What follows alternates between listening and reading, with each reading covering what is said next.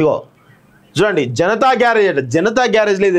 ఇగో ఈ మనిషి ఏదో ఇట్లా పెడితే దాన్ని ఏదో భావోద్యోగం అయిందని చెప్పేసి అది చేస్తూ ఉన్నారు. హరీష్ రావు కొంచెమైనా బుద్ధి వేసుకోరా నాయన. నువ్వు తెలంగాణ ఉద్యమంలో 12 మంది తప్పి నువ్వే, నీ వల్లనే చచ్చిపోయారు.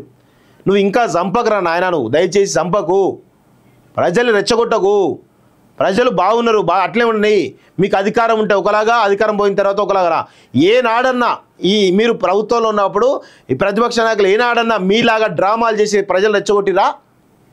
సిగ్గుండాలి కదా మాట్లాడడానికైనా. సిగ్గు శరం లేకుండా మాట్లాడుతూ ఉన్నారు, ఇంకా డ్రామాలు ఆడుతూ ఉన్నారు. నీకు కేటీఆర్ కొడకపోతే కూడా దాన్ని కూడా ప్రజలకు మధ్య అడ్జస్ట్ ప్రయత్నిస్తూ ఉన్నారు. అన్ని దొంగ ఏడుపులు, ముసలి నక్క కన్నీళ్ళు ఇవన్నీ ప్రజలలో ఒక రకమైనటువంటి భావన క్రియేట్ చేసి తద్వారా ప్రజలు రెచ్చగొట్టి తద్వారా ప్రజలు ఆత్మహత్య చేసుకొని ప్రేరేపించడం ద్వారా వాళ్ళు ఆత్మహత్య చేసుకుంటే కనుక వీళ్ళు వెళ్ళి ఆ శివాలపైన శివరాజకీయం చేసి ఆ శివాలపైన ప్యాలాలు ఏరుకునేటువంటి బతుకు ఈ దొంగ కొడుకులది. మీకు అంత చిత్తశుద్ధిని మీ ఆస్తులు వంచరా నాయన? మీ ఆస్తులున్నాయిగా, 1000 కోట్ల ఆస్తున్నాయి, కొన్ని 1000 కోట్ల ఆస్తున్నాయి ఈ దొంగకి. పంచు చూద్దాం. అది లేదు, ఆ చిత్తశుద్ధి లేదు, అది మాత్రం అవసరం లేదు. కానీ ప్రజల్ని మాత్రం రెచ్చగొట్టాలి. అదే మీ యొక్క తీరు కదా. తెలంగాణ ఉద్యమంలో పెట్రోల్ పోసుకోవడానికి పెట్రోల్ ఉంటాయి కానీ గీక్కోవడానికి ఉండదా?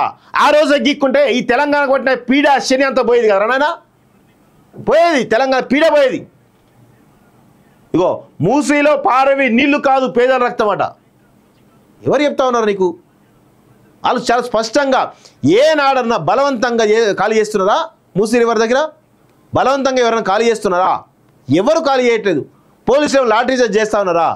ఎక్కడ చిన్న గలాట జరిగిందా? అధికారులు పోయినరు, ఇంటింటికి పోయి సర్వే చేస్తూ ఉన్నారు, అడుగుతూ ఉన్నారు వాళ్ళకి కావాల్సినటువంటి ఈ పరిస్థితులు అని చెప్తా ఉన్నారు.